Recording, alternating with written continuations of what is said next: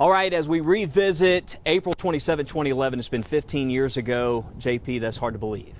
It is, 15 years ago, and what's interesting, it was a very busy April. We had a huge severe weather event by typical climate standards on April 15th. Right. And we were in the midst of putting together a severe weather special about that when the whole April 27th event started to develop. Yeah, that would have been an all-time, if April 27th would have happened, the all-time leading day with the number of tornadoes. We were going to go live near the Tuscaloosa VA. We had it all planned out, April's Fury.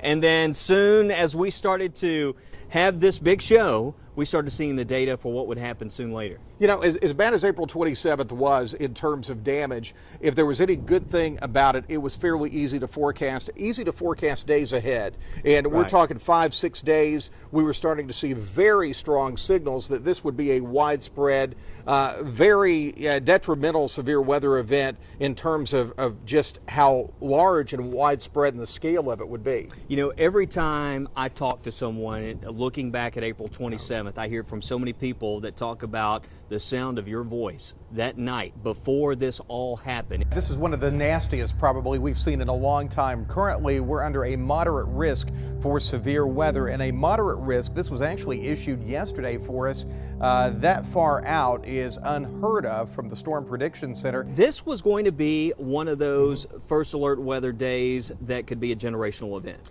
That's right. I remember clearly we were all huddled around one of the conference rooms here with our general manager at the time, all the executives, all the managers in the building, engineering, everybody had been brought in, and we were talking about what happens if we have to interrupt American Idol. And my exact words, if this develops like I think it's going to develop, nobody's going to care anything about American Idol. Right, and I just remember the sound of your voice. I mean, it was like, this is going to be a day when you can do everything right, and that may not be enough. That's right. And I remember getting I got an email from a gentleman, and he said, you know, I really hate the tone you're taking with this severe weather. He said, you know what you're doing? You're scaring people.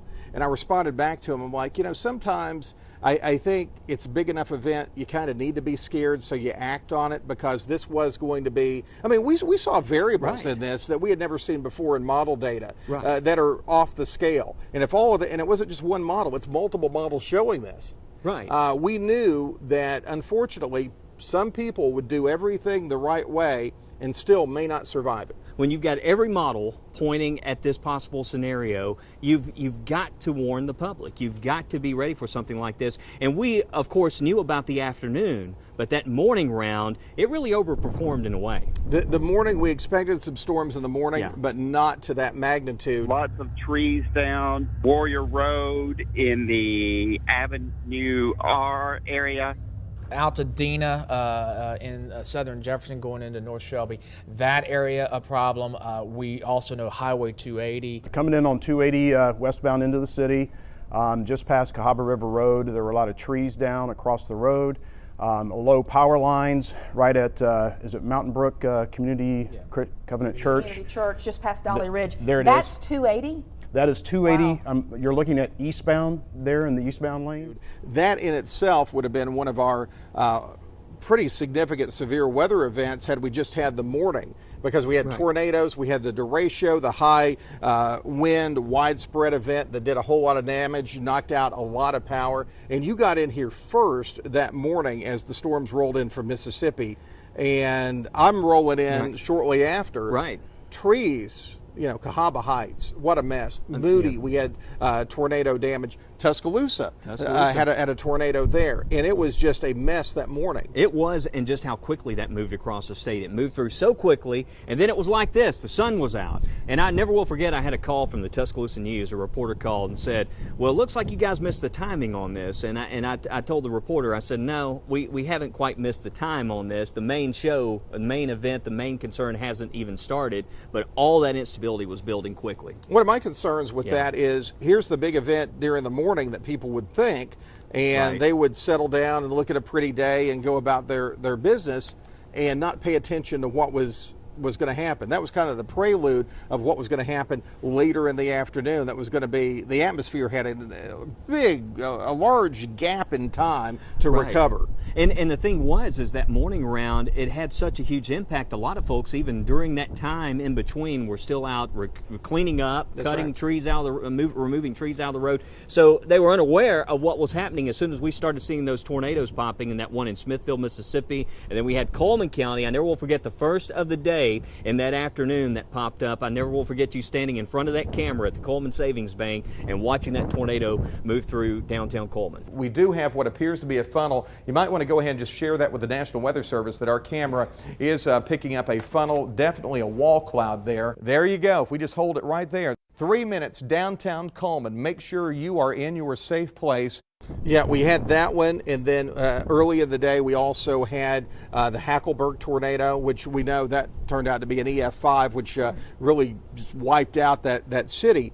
And we started to see these little developments in Mississippi, Kemper County, Mississippi, and they're just little seedlings of storms, and they started tracking. And we had our crews in West Alabama. We said, okay, if we could circle on the back side of this, we can probably get some pretty good video. Right. It was that classic corridor. Yeah. You know, when if you're in places like Tuscaloosa, you start hearing Meridian, you start hearing these areas to the west. If you're in Hackleburg and you start hearing about parts of Mississippi like Smithville, you know those familiar locations, it's moving in your direction. We got on the tower cam in Tuscaloosa, aimed it toward the west, and we just waited.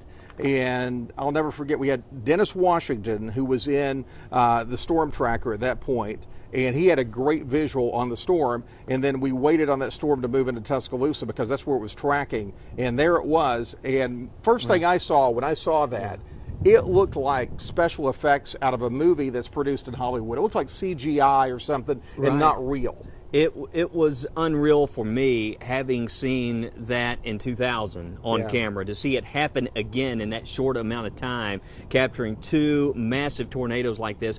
And on top of that, seeing where it was moving right into the city. We hear so many times, oh, tornadoes go north and south of the city. It was moving right into Tuscaloosa. And when you just think about how close that tornado was to the University of Alabama, the hospital, Druid City Hospital, I mean, it was so close. And you saw what happened on 15th Street. You know, you never see something like that. And I was just thinking about all the areas impacted. I remember you and I were just calling out. I remember calling out Union Furniture Corner and all these different places. And you could just hear the urgency in Dennis's voice. And what we had done strategically here at the station, because we knew it was going to be a high impact day, we put as many of our crews in emergency operations centers as possible, because they're typically fortified structurally, so they're pretty safe places to be. So Fred is there at the Tuscaloosa County EOC, pretty new facility, well built, and here comes this tornado, and it ends up taking the roof off the building. Right. Tuscaloosa police car is flipped upside down, blocking the door for them to get out. The live truck is out there. Every window is blown out of that live truck. And Fred is given a call into the control room, trying to get on the air and saying, you know, we just took a direct hit here. Right, and thankfully those guys made it out safely. Now, Fred broke his foot. He did have an injury, but he did make it out, and they were all under a staircase when the tornado hit. And, you know, Fred just described the situation. He said it was like being in a vacuum cleaner bag. There was debris and sand, and just it happened so fast. And then we watched as it moved across 15th Street, and I'll never forget our system painted that arrow across 15th Street. We were using Viper, which that's AccuTrack we have now. It's just the next generation of that. Moved across 15th Street towards Alberta City. And just timing that out, that track, I just could not believe how accurate it was. And we were trying to get those critical warning times out. And as this is happening, we're standing here on Red Mountain, and we start to see debris raining down here at the station. That's right. So we knew it was going to move into West Jefferson County. We had the cameras positioned to see that, and you finally started seeing this big wedge, dark wedge coming across the county. You can see it from right back here. Shingles and everything you can imagine falling from the sky. I took a little break from inside. Wes was helping me inside the studio, and I said, Wes, take this for a minute. I walked outside, saw the debris, picked up a piece of wood that had nails in it, brought it back inside. One of our guys just picked up this board. Can you take a look at that? That is a nail. This was what was flying around in the air. We got debris. Incredible. This is falling out of the sky right now. That was what was falling in the parking lot right here at the TV station, and that's what ended up hitting West Jefferson County. And we saw, significant damage there. It's the same storm that made its way through Tuscaloosa. And if you fly today, you get in an airplane and you fly from Tuscaloosa over to West Jefferson County, that path is still well defined. You can see it from the air. It was amazing because we can walk outside here, look from the mountain while we're on TV. Our microphones will still pick up inside. Stepped out back, and as I looked, I could see the tornado as it was approaching Birmingham, and it looked as though it was going to move into downtown, but it did. It turned towards Pratt City. We saw those same areas: Concord, Pleasant Grove, Pratt City. Those areas heavily impacted. But I just remember the traffic on Interstate 65. It was bumper to bumper, and folks were still traveling north, and we were like, and it's crossing the interstate. Yeah, it's crossing the interstate. Thankfully, it did weaken and lift some as it moved across the interstate, but as we know, it did pick up intensity again as it moved into St. Clair County. You and I went to St. Clair County. We went to, you remember, Cherokee County in the days following the event. I never will forget when you and I stopped. It was, I believe it was County Road 21 in St. Clair County. It was not far from Coal City. Yeah. And we could see the path. It looked as though it was like almost like a logging crew came through. I mean, it was just as far as you could see, and it was just hard to imagine something this wide as a tornado. Yeah, all the way through Etowah County, and then exited in Cherokee County. Incredible damage in the eastern part of the state. A lot of that right around Neely Henry Lake. And if you remember, my friend Alan calls us up during the newscast, and he says, my house just got hit by the tornado. And he thought, hey, you know what? We've got a sunny day. He and his wife were cooking out a hamburger. They were kind of like, it's a pretty nice day. We may have some severe weather, but certainly it's not going to be to the level we're thinking. And they had a beautiful house on the lake. Right. And it was destroyed. They escaped without injury. But, his boat was in a tree. It was that kind of thing. A fire truck in the lake was turned upside down. It was a high impact. And a lot of people, even in St. Clair County on that side of the state, lost their lives from this storm. Do you remember the lady we stopped in Goshen? She lost a family member in the Goshen United Methodist Church tornado, and she sustained damage from that tornado. And remember, they were in the closet, which was the only thing left standing, and survived. But it's amazing that something that started in the western part of the state, it was a long track tornado. It crossed the entire state and actually went north of Atlanta. That's right. So, finally, that supercell fell apart in North Carolina. That was an unbelievable storm. But you talked a bit about Hackleburg, and that was the one EF5 of the day. If you saw what happened in Tuscaloosa and in parts of Jefferson County, you're probably thinking, how could that not have been in EF5? But the one that moved through Hackleburg and Phil Campbell, that is the only one of the day where I actually saw where pavement was removed from the ground. Yeah, and you saw pieces of wood that had been driven through cars. Twigs that were in the siding of a house and been driven into bricks. I mean, just unusual things that you really don't think of. But when you see that level of force and that amount of energy, it does some interesting things that people don't often think are possible. But when you're talking about winds in excess of, in some cases, 190 miles per hour. It was situation critical here that day from our entire operation.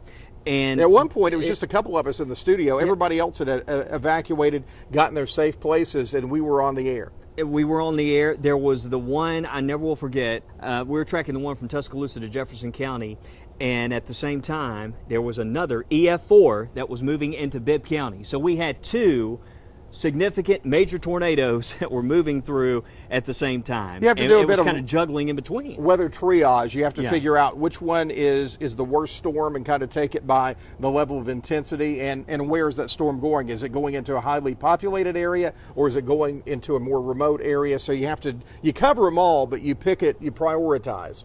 What is your biggest memory from that event? What will you always remember leading up to it, during it, and after it? Constantly looking at the data the days before, thinking, is this real?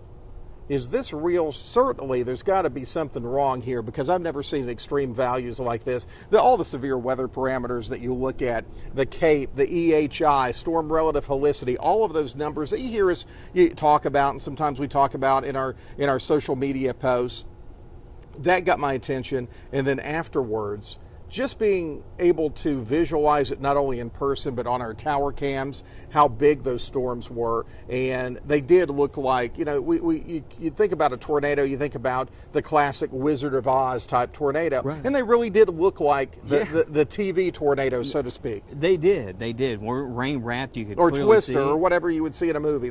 That was how those tornadoes looked. It's been 15 years.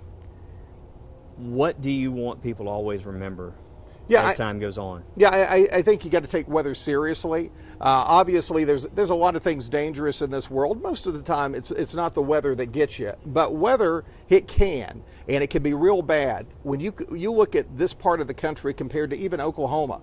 Oklahoma has a lot of tornadoes, but statistically, the numbers are significantly higher here, and they've been trending that way over the last number of years, Mississippi and Alabama. So when we're talking about there's going to be a significant severe weather event, make sure you have a safe place to go. And that doesn't mean the day of. Start paying attention to it days in advance, and that's the whole purpose of the first alerts, is to get that information out there so you can plan ahead and you're not trying to scramble the last 30 minutes.